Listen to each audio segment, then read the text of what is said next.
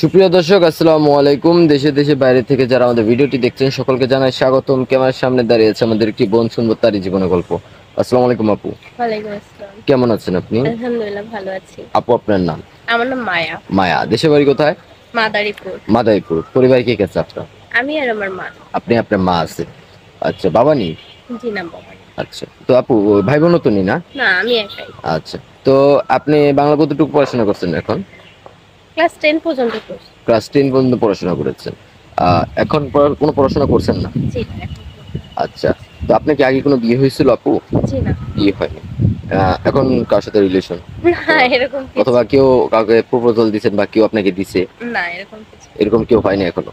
আচ্ছা, আপনার কোনো ভাই যদি আপনাকে ভিডিও দেখে যদি আপনাকে পছন্দ করে থাকে, আপনার দায়িত্ব নিতে চায়, বিয়ে করতে চায় সরাসরি, তো আপনি করবেন? জি হ্যাঁ।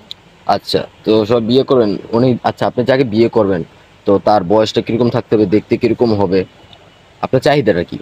বয়স কোনো ম্যাটার না, কালো হোক মোটা হোক সুন্দর হোক ফর্সা হোক সেটাও কোনো ম্যাটার না, তার মন ভালো হওয়া লাগবে বাস আর এতটুকু।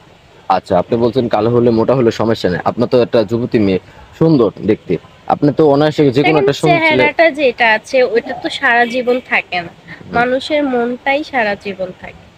চেহারা আজকে আছে কালকে না, কিন্তু মনটা আজীবন স্থায়ী। ও, বলতেছেন মাটিতেও মাটিতে মিশে যাবে, তাই না? জি হ্যাঁ। মনটা চিরস্থায়ী থেকে যাবে জি বৃদ্ধকাল পর্যন্ত। আচ্ছা আপু, তো আপনার সাথে যোগাযোগ করবে কিভাবে? আপনাদের মাধ্যমে। সুপ্রিয় দর্শক, আপুর নাম হচ্ছে মায়া, গ্রামের বাড়ি হলো মাদারীপুরে, বয়স 23 বছর। ওনার বাবা নেই, শুধু মা আর উনি আছে। কেউ যদি ওনাকে বিয়ে করতে চান অবশ্যই স্ক্রিনে দেওয়ার নাম্বারে আমাদের সাথে যোগাযোগ করবেন। এই নাম্বার ইমো হোয়াটসঅ্যাপ খোলা আছে। যদি আপুকে পছন্দ হয়ে থাকে, ওনাকে বিয়ে করতে চান বিনা যৌতুকে, ওনার দায়িত্ব নিতে চান, অবশ্যই আমাদের ডিসপ্লেতে দেওয়া নাম্বারে আমাদের সাথে যোগাযোগ করবেন। একটা ওনার এই ভিডিও থেকে একটা ছবি আমাদের স্ক্রিনশট মেরে পাঠিয়ে দিবেন, আমরা ওনার সাথে যোগাযোগ করে দিব।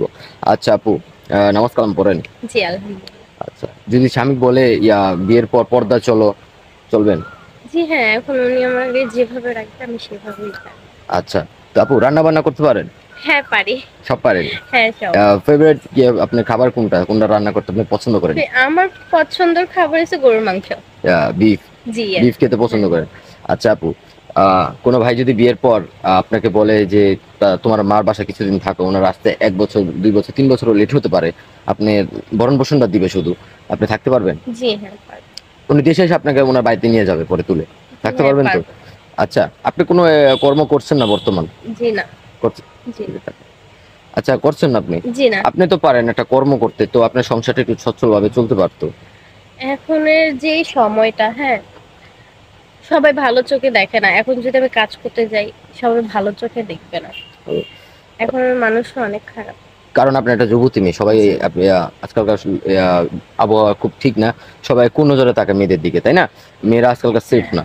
আচ্ছা আপু, কোনো ভাই যদি আপনাকে বিয়ে করে, ঠিক আছে, আপনার হাজবেন্ড বিয়ে করে যদি বলে তোমাকে একটা আমি কর্ম করে দিচ্ছি, সেলাই মেশিন অথবা টুকিটাকি কিছু একটা কর্মর একটা ব্যবস্থা করে দিল, যে হুম। তুমি বাড়িতে থেকে কাজটা করো, তোমার সংসারটা তুমি টুকিটাকি চালাও, নিজে থেকে তুমি প্রতিষ্ঠিত হও, জি করতে পারবেন? জি হ্যাঁ পারবো।